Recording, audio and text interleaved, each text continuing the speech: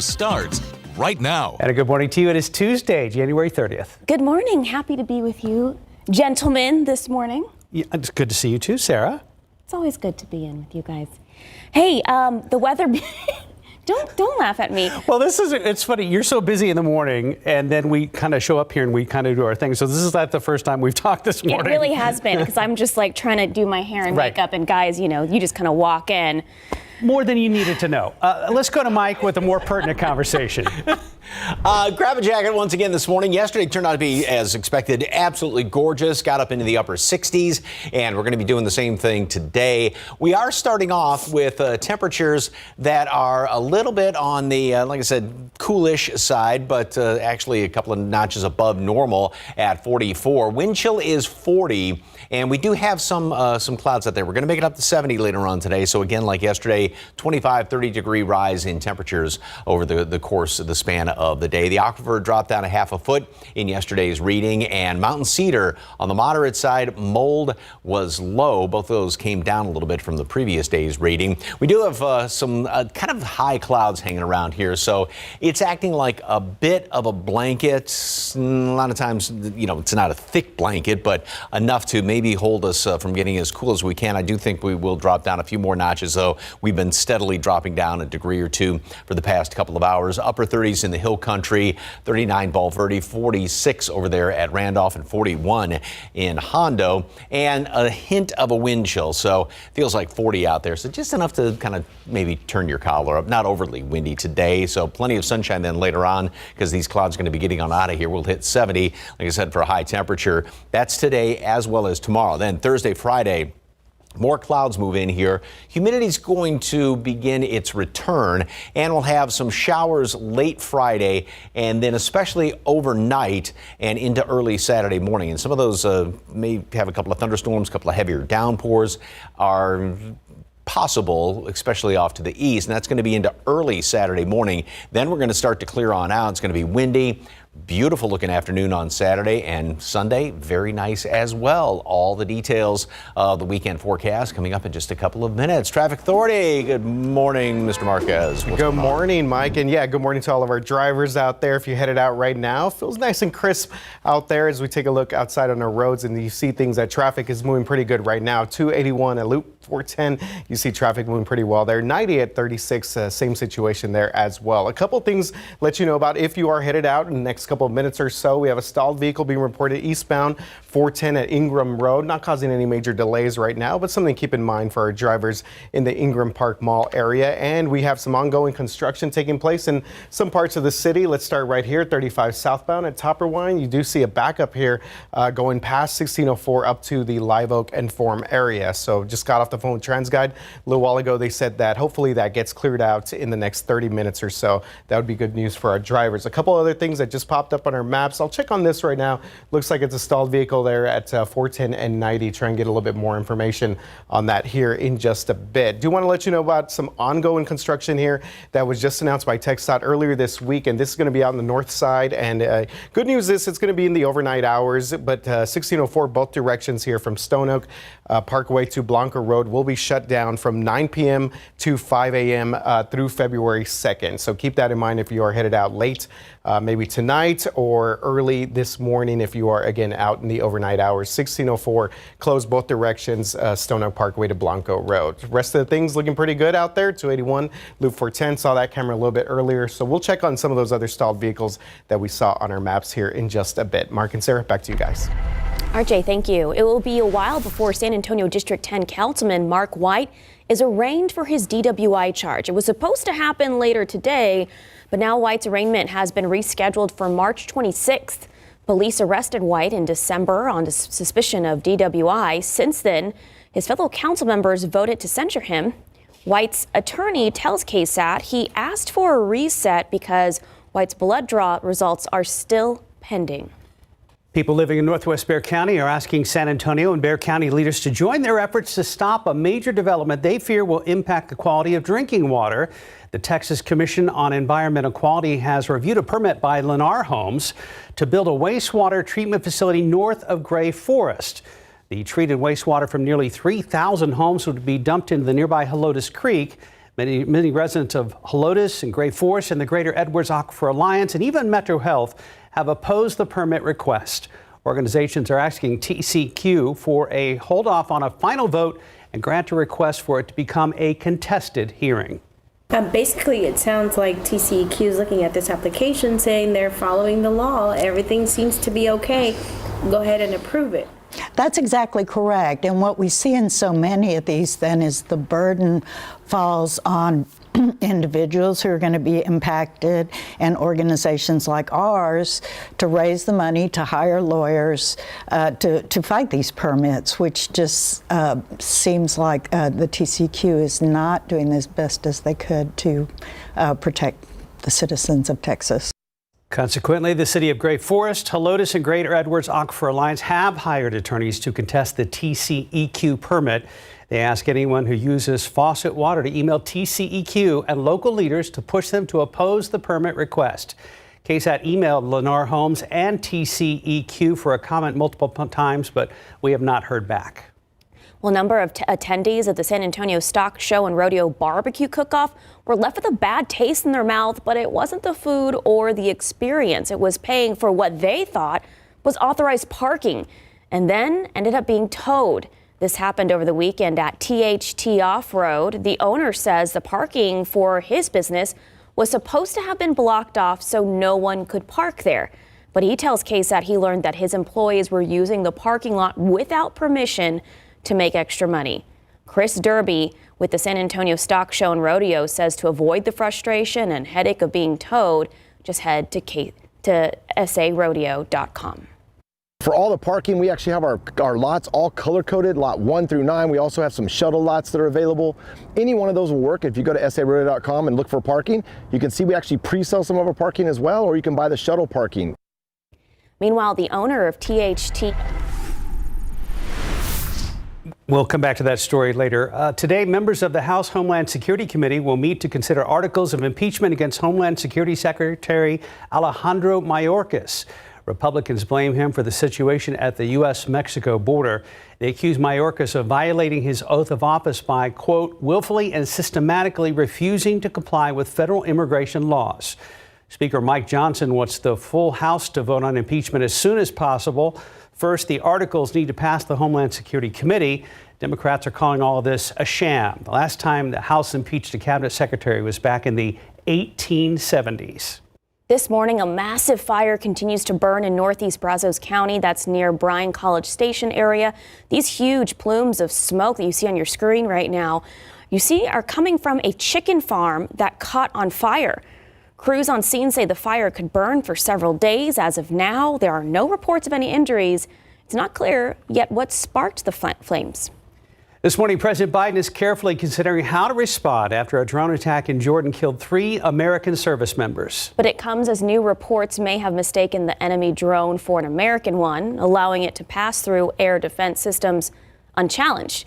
So as ABC's M. Wynn reports, it's one factor that the president is likely considering as he walks a fine line in how to retaliate without causing a wider conflict in the region.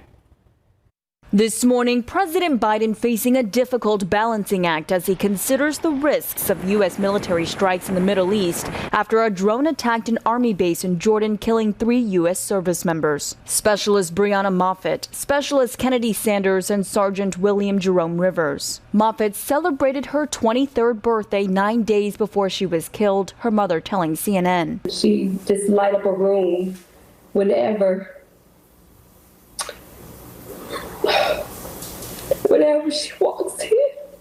At least 34 others were injured in the attack blamed on Iranian-backed militants Sunday. A senior official telling ABC News the working theory is the enemy drone slipped past air defenses because it may have been mistaken for a U.S. drone that was landing at the same time. The U.S. likely factoring in that potential failure into their response. Iran has denied any involvement. According to U.S. officials, there have been at least 165 attacks on U.S. forces in the region region since Israel's war with Hamas broke out in October, all of them blamed on Iran-backed militants. President Biden held an urgent meeting with his national security team yesterday after vowing to retaliate. Secretary of Defense Lloyd Austin echoing the president's remarks, speaking for the first time since his hospitalization. The president and I will not tolerate attack on U.S. forces, and we will take all necessary actions to defend the U.S. and our troops. But for any strikes inside Iran, a senior U.S. official says Biden has deep misgivings, fearing the conflict could further escalate. Meanwhile, hopes for a 2-month ceasefire between Israel and Hamas may have hit a roadblock. Hamas has reportedly rejected the deal, insisting on only a permanent ceasefire in exchange for releasing hostages. M. Nguyen, ABC News, Washington. San Antonio Spurs hoping for 3 straight wins last night against the Washington Wizards, second worst team in the NBA, visiting the Alamo City. Let's get to the action inside Frost Bank Center. Spurs up 6. Blake Wesley gets in the way off the rebound. Wesley's shot from the corner is good. It's a 2-point game now. Keldon Johnson kicks it out to Wemby. Wemby drives to the basket right there for the own putback dunk. With the first half clock winding down, Kyle Kuzma spins, steps back, and hits the jumper to fall at the halftime buzzer. All right, let's go to the final minutes of the game. Wesley with the third steal to a Cedi Osman triple. San Antonio is in front 86-77. Before you know it, the Wizards go on a run and tie the game. Jordan Poole's 3-point shot is good from the corner. Then it's Tyus Jones with the pick and roll fadeaway. Wizards take the lead, under 2 to go. Jones drains another jumper, and the Spurs, they let this one slip away. 118-113. Devin Vassell finished with a game-high 24 points in the loss. Kyle Kuzma, 18 for Washington. Wemby had 22 points, 11 rebounds, and 3 blocks. Well, right now it's 5:11, 44 degrees. Just ahead, we'll tell you how much more you'll have to pay to get those pesky ads taken off your favorite shows on Amazon Prime Video. And before you book your spring break vacation, up next, why the State Department is issuing a travel advisory for a popular spring break destination. Outside with live cam. Yeah, another cool morning out there, 44 degrees, but we've been blessed with some really nice, warm, comfortable afternoon temperatures the last couple of days. We're hoping that warm streak continues into our Tuesday. The State Department has issued a travel advisory for a popular spring break destination. ABC's Victor Akendo has the details in today's GMA First Look. In this morning's GMA First Look, spring break travel alert. The State Department issuing a level 2 travel advisory for the Bahamas after reports of at least 18 murders in Nassau this year alone. It's just a way to warn the traveling U.S. public that they need to be careful when they travel to these countries or within these particular areas. Officials warning that gang crime is happening in both tourist and non-tourist areas, even in broad daylight. The victims, primarily locals. The U.S. Embassy suggesting travelers keep a low profile. Be aware of your surroundings. Do not physically resist any robbery attempt and have a personal security plan. Do a little homework, understand how you can protect yourself from the risk that might upset your family vacation. And coming up at 7 a.m., we'll hear from some Bahamas vacationers. With your GMA First Look, I'm Victor Okendo, ABC News, Miami. It's 5:16 and 44 degrees. Glad you're with us. Let's check TransGuide right now, see how things are looking out there. 35 upper and lower level at Flores. Looking good, so is 35 at I-37 South. RJ is coming up.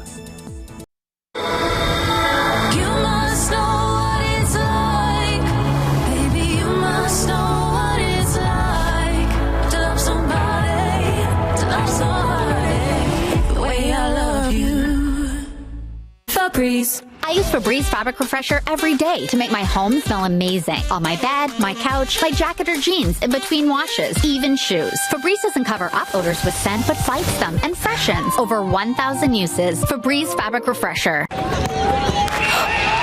Sore throat got your tongue? Mucinex Insta-Soothe Sore Throat Medicated Drops. Uniquely formulated for rapid relief that lasts and lasts. That's my baby! Get Mucinex Insta-Soothe. It's comeback season. Searching for your ideal hotel? Well, Trivago does all the work for you and instantly compares prices from hundreds of booking sites. Compare prices for the same hotel, save up to $30 a night. Hotel Trivago. Just about 5:20. So, RJ, what's happening? Yeah, guys, pretty good morning so far. Seen a couple of different things pop up. I do want to mention, I don't know if this is coincidence, but they put up those Frost Bank Center signs yesterday, and the Spurs lost. No! We had 2 wins in a row. I'm just playing. We had better luck with a parkway than a drive? We did. Oh. Yes, for now. Okay. No, Spurs will turn it around. Okay. Anyways. Don't put that juju on them, let's not RJ. put that on them. On the signage there. All right, 35 Salado Creek. Speaking of this sign, that's where we saw it yesterday, the new Frostbank Center Drive signs. But I-10 at Frio, things looking pretty good there. I-10 Medical, same situation there on the northwest side. So as we just mentioned, seen a couple different things kind of pop up in the area. Have a stalled vehicle being reported on 151 eastbound at Loop 410. 151's been very busy over the first couple of days of the work week.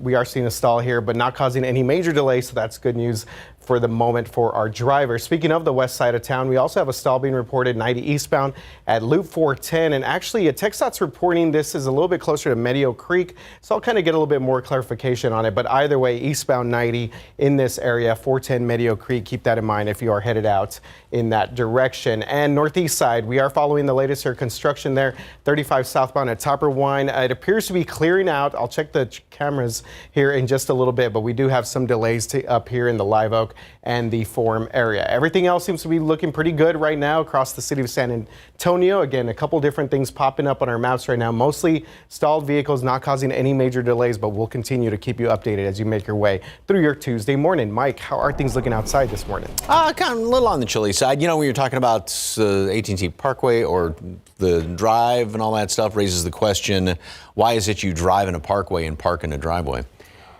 Ponder that this morning. All right, high clouds started to move in here late yesterday.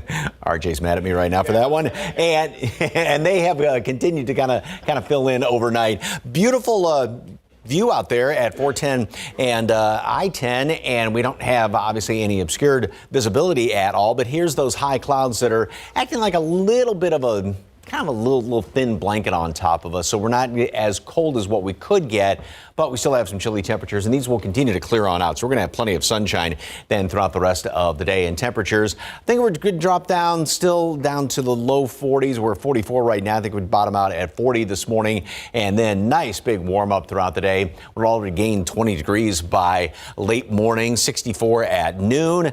Just about at the normal high temperature, and then we top off at 70, so just a fantastic day. Plenty of sunshine out there, and tomorrow's going to be like that as well. Now, let's jump ahead to Friday. This is when the next rain chance moves on in here. We'll start to see a little bit of an increase in the humidity starting late tomorrow night, Thursday, Friday, a few more clouds Thursday, and then especially Friday. So we will have the chance for some showers, a couple of thunderstorms around here.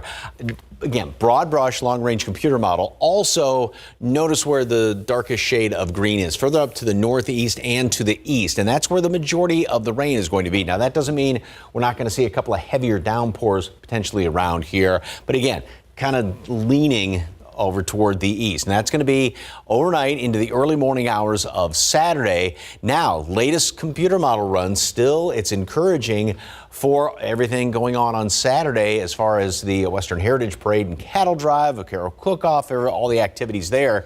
This model does have the rain getting out of here by early morning. So it's going to be a wet early morning. Then we'll start to clear out. It's going to be breezy on Saturday, beautiful in the afternoon, and temperatures are going to be in the 60s. And that's going to be the situation for the rest of the weekend as well. Now, as far as rainfall potential, again, the concentration, and this is kind of looks familiar to the last big rain event we had, concentration of the heaviest rain is going to be further off to the east. And again, taking into account a couple of decent downpours, maybe half-inch, three-quarters-inch rain, but again, more of that is going to be further off to the east. So here's what it looks like over the next 7 days. 70 today, tomorrow, Thursday. More clouds around here. Notice the low temperatures kind of creep up a few degrees each and every day. We'll start off at 58 on Friday. A lot of clouds around here, staying in the upper 60s. Rain starts to move in late in the day, overnight, and early on Saturday. But again, optimistically thinking it gets on out of here by the time the parade starts on Saturday, the cattle drive, and then we're going to have some beautiful weather later Saturday. It's going to be windy and then gorgeous on Sunday as well. Whole lot more coming up after this. Stick around. Amazon Prime Video users are now seeing ads in shows and movies unless they pay extra. ABC's Andrew Dimmert has details in today's Tech Bites. In today's Tech Bites, ads have arrived in Amazon Prime Video. Users are now seeing commercials in movies and shows. Amazon says the ads will be limited, but if that's too much, viewers can always pay $3 per month to go ad-free.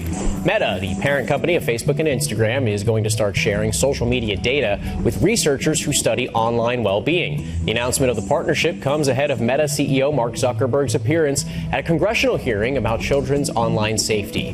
Finally, TikTok is encouraging its creators to make some changes. It's asking them to start posting horizontal videos instead of vertical ones, and videos that are more than a minute long. As an incentive, TikTok will boost those videos within 3 days, ensuring more views. I tried to post a horizontal video, but it kept uploading on a vertical axis. I don't know why. Those are your Tech Bites.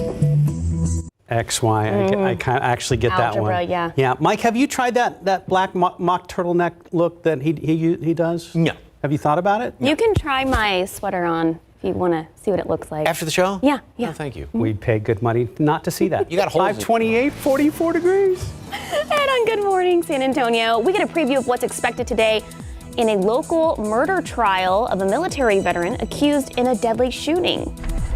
And ahead on GMSA 6, we're going to Career Day. We head to Wernley Elementary and meet some kids who help run their student newscast. Hey there, it is Tuesday, January 30th. Good morning, guys. Good morning. It's January. We still have 2 more days of January. Today, tomorrow. Going out nice, though. Yeah, we really are. Cool morning. I mean, all weekend cool mornings, nice afternoon. So we had all that rain. We could use more, and we're going to be getting some more late in the week. So big question is it going to rain on the Western Heritage Parade and Cattle Drive? It's looking encouraging as far as the timing of it. Getting out of here. More on that in a moment. First of all, here's a nice view. This is a I-10 410 camera. This is 410 right there, and we're looking more toward downtown. Gorgeous view out there. We do have a few high clouds. They started to work their way in here late yesterday. You can see some of that wispy look in the sky, and then they've sort of filled on in. And temperatures, although have been dropping down about a degree or so every hour over the past couple of hours, in theory, we could get down to 38 degrees. We're not going to, but I think we're going to be dropping another 2, 3, 4 degrees before it's all said and done. A little bit of a breeze out of the northwest, so just a hint of a wind chill to deal with. And here's, again, some of those high clouds, but they do see an end out there in the back edge, if you will, way out there in Valverde County. And so they're not going to be sticking around all that long, just throughout the morning hours. 36 up in Kerrville, 48 New Braunfels, 47 Seguin.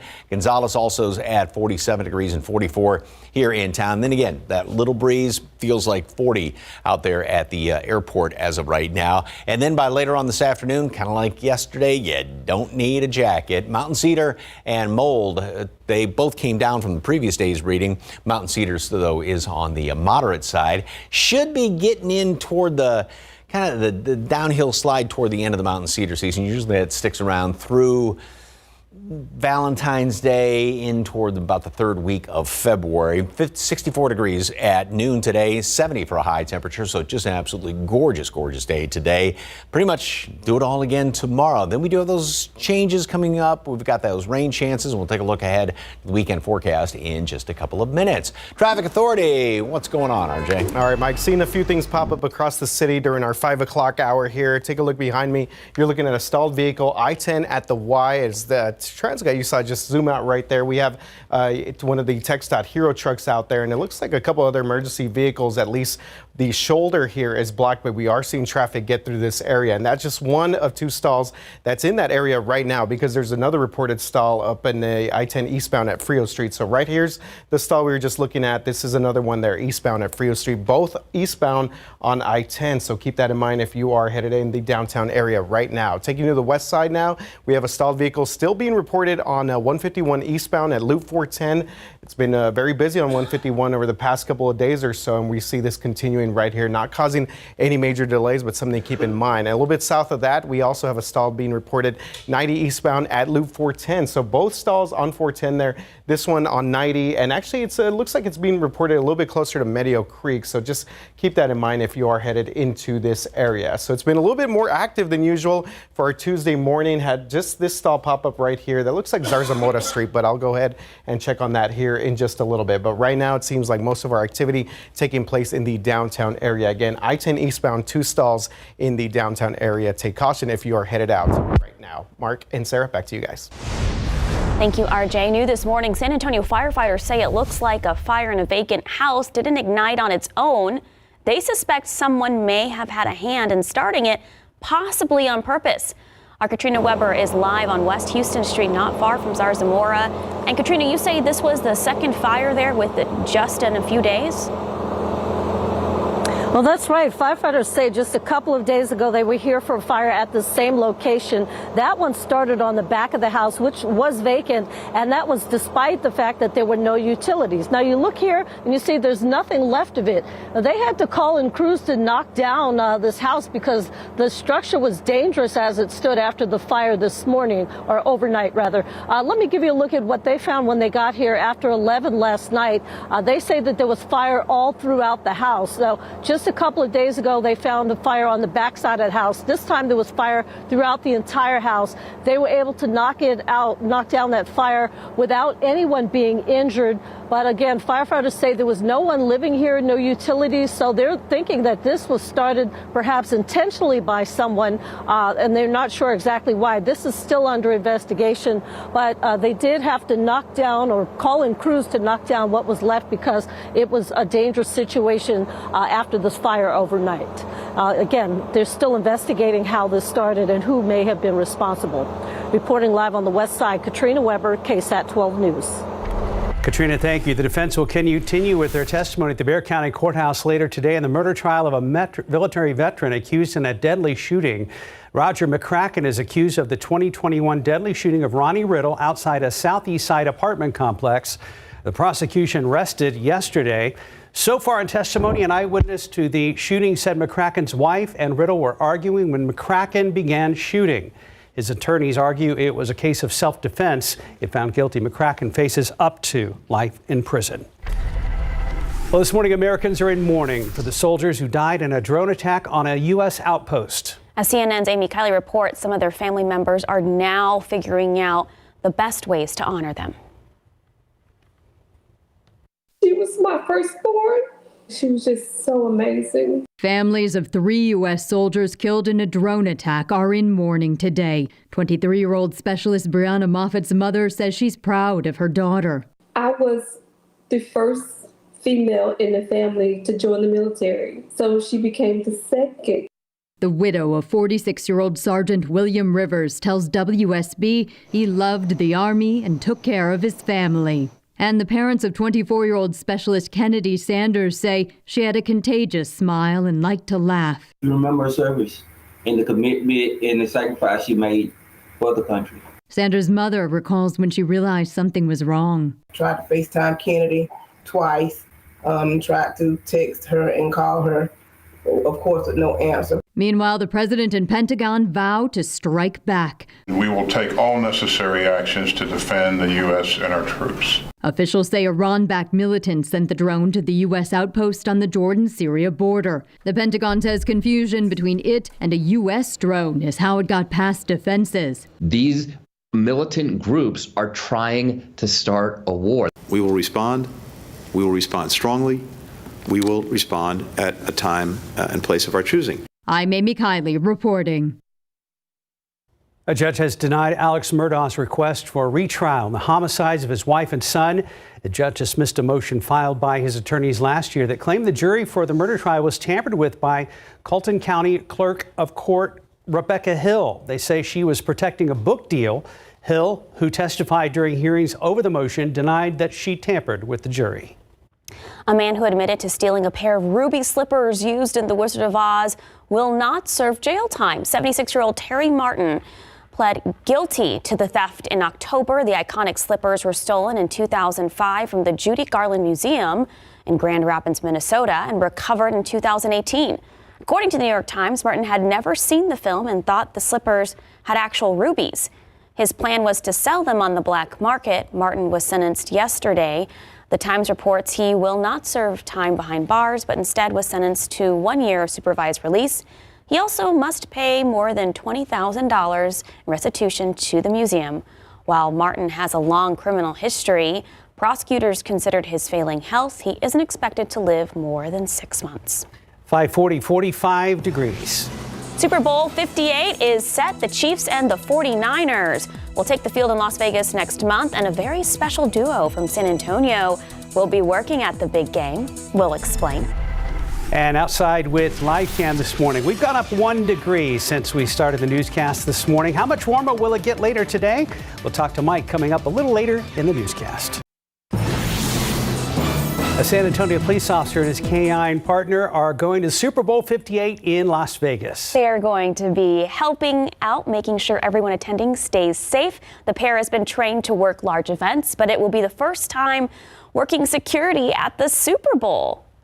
San Antonio. We're going to be providing security. There's going to be canines from all around the world. They're going to be inside the stadium, outside the stadium, ensuring everything is safe before everybody's enjoying the festivities. Now, we asked Rocky who he predicts will win the Super Bowl, and there you have it. He chose the San Francisco 49ers. No word if a piece of beef jerky was taped to the back of that particular phone, although I doubt it. I doubt it. Yes. Right now, we're at 5:44 on your Tuesday morning. Take a look outside with TransGuide. Roads looking clear there, 90 in Nogalitos. Lots of people on the road right before 6 a.m. this morning. RJ Marcus will give us a preview of what you can expect before you head out the door. Welcome back. In your morning consumer headlines, an important prescription drug recall to pass along. Azurity Pharmaceuticals has recalled some of its ADHD and narcolepsy medicine after a different drug ended up in the pill bottle. The company says it issued the recall after some of the Zenzity tablets had an antihistamine medicine mixed in the package. Zenzity is a stimulant used for the treatment of ADHD and narcolepsy. The antihistamine, a sedative, and has the opposite effect of a stimulant. The recall warned people who take the antihistamine instead of Zenzity could experience drowsiness.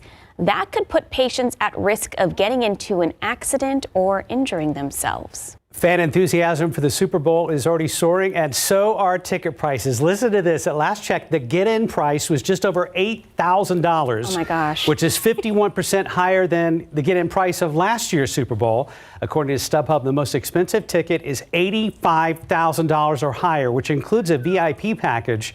There's no denying Taylor Swift's presence at the game will have a big impact on prices. Airlines are taking advantage, too. American and United both adding special flights between Kansas City and Las Vegas with special flight numbers like 1989, a nod to the year Swift was born and her most popular album. And then they did 87 for the flight return to Kansas for Travis Kelce's There you go. number. I cannot get enough of this. Like, I love all the memes. There was a guy who did a presentation for his wife and the wife's girlfriends about, okay, she has a concert in Japan, but because they're so many hours ahead, if she leaves by this time, she'll be able to get to Vegas by, it was great. I was I love it. It's on the SAT or ACT this coming year. It's one of those word problems. And I wonder what the Chiefs are thinking when they're being called the Swifties, you know, the Kansas City Swifties. I mean, they have to love it because she has raised so much money for the NFL. Millions of dollars. Hundreds of millions. It was like Apparel, 300 Kansas and City something Chiefs million for the Chiefs and the NFL. And I wonder, would he be in as many, He's in every commercial. Yeah. Like every other commercial if it wasn't you're watching. for the fact that he's dating her. So I actually, at halftime, when the Lions were leading, it's like, yes, let me look, at Super Bowl tickets. It was like, no. Yeah. No, well, you shouldn't have looked it up because I think you jinxed him. It's $8,000. Like, I don't think so. I'll got an argument there. So, anyway, all right, take a look outside. We're actually starting with traffic, Mike. All right, here we go. Yeah. You know what? You mentioned, Mike, I actually had some my buddies, Cowboys fans, that actually booked hotel rooms months ago in Vegas in hopes of the Cowboys making it. So, RIP Cowboys season. Yeah. sad stuff there. All right, we found this stalled vehicle here, 90 eastbound at Meadow Creek. So you see traffic is moving through the area right here, and this stall is far off to the shoulder here, but still something to keep in mind if you are headed out into this area right now. Eastbound lanes at Meadow Creek, keep that one in mind there. So we have a stalled vehicle still being reported at I-10 at Frio Street. So the good news here is that we have cleared out that other stall that was literally in this same area here at I-10 at I-35 at the Y. So really right now just dealing with this eastbound I-10 one at Frio Street right there. So stalled vehicle being reported eastbound 151 at Loop 410, but traffic seems to be moving through this area pretty well there. I checked the TransGuide camera there. It doesn't appear to be causing any major delays. So again, this is kind of our biggest issue at the moment. I'm going to call TransGuide, kind of get a little bit more information because we are seeing some traffic delays here for our traffic that's going westbound, even though this stall is being reported eastbound, and we saw the camera a little while ago. It doesn't appear to be causing any major delays, but still something that we'll keep an eye on. Still have our stalled vehicle south side here on Zarzamora Street at Loop 410. Hopefully we get that cleared out here sometime soon. And a couple of other accidents have popped up, none on the major highways, but still something that we'll keep in mind. I believe that one's on South Cross, so we will keep that in mind, and we'll get a little bit more information on what exactly is caused. And we do see some, looks like emergency lights back there. So again, some stuff going on in US 90. I'll try and get us a little bit more information here with TransGuide here in just a bit. Mike, how are things looking outside? We do have some high clouds hanging around here. Thank you very much, sir. And they started to work their way in here yesterday, and that made for just a beautiful, beautiful sunset up there in New Braunfels. Thank you very much for that KSAT Connect picture. And nice view looking at downtown, all the twinkling lights. This is 410 right here, and I-10 is back off to the right, so I've got the camera kind of swung around facing down to the south. Gonna be a beautiful morning. Should be a good looking sunrise. We do have a lot of these high clouds, though, still hanging on in here. There is the trailing edge out here to the west, so we'll still, again, have a few of them as the sun is coming up, but these things are going to be clearing out pretty quickly throughout the day, and that's, of course, with all that sunshine, is going to allow things to warm up very quickly. We will drop down a couple of more notches from where we are right now, jacket weather, and then you don't need it by later on today. Once again, 60 at 11 o'clock, 64 at noon, already at the normal high temperature, and then top off at 70 later on today. Just about the same temperature profile almost as yesterday, and then we're going to do it again tomorrow. So we've got pretty dry air hanging around here, and that's going to be the case tomorrow. Then the humidity starts to work its way back in here. Thursday, we'll have a few extra clouds hanging around on Thursday and especially on Friday, and this is going to help feed some of those showers late in the day Friday night and early Saturday morning, and then we dry out very nicely, and we're going to be clearing out as we go into Saturday afternoon and Sunday. So it's just that window of opportunity that's basically Friday night, early Saturday morning. And here's the long-range computer model. Again, some of those showers start to work in here later Friday night. Again, this is broad brush, and it's just showing where the opportunity for rain is. And to take note that most of this would be to the east. Now, there may be a few heavier downpours here and there, but the majority of the rain will be to the east. And this is in the overnight hours, early Saturday. But again, this one has a lot of that rain getting out of here by the time all the activities start going on Saturday for the Western Heritage Parade and Cattle Drive. So may still be a little bit damp, but it is looking encouraging. And then, like I said, the rest of the weekend is going to be just fantastic. So great way to end up the month of January, up to 70s. We will start off February at 70 on the mild side, and then those rain chances that are going to be primarily overnight and early Saturday morning. And then we're going to be up to 65 on Saturday. Windy and then beautiful on Sunday as well. So a great way to start the month of February. More after this. Good morning. Coming up here on GMA on a Tuesday morning, the story that we are all following. New details about the deadly attack on U.S. troops in the Middle East as President Biden considers how to respond. Also, the Olympic doping drama. Team USA awarded gold 2 years after the Beijing Games. And Shannon Doherty has new hope this morning, what she is now saying about her cancer fight. You'll see it all on GMA. Ahead in the next hour, GMSA, a massive fire continues to burn right now in northeast Brazos County near the Bryan College Station area. Look at this video. We'll get an update on how long this blaze could last. And we're going to Career Day. We'll head over to Warnley Elementary and meet some kiddos who help run their student newscast. And checking TransGuide right now, looks like a stalled vehicle at 90 at Meadow Creek. Plenty of traffic coming at your screen. We'll get an update on some of those travel times in our next hour.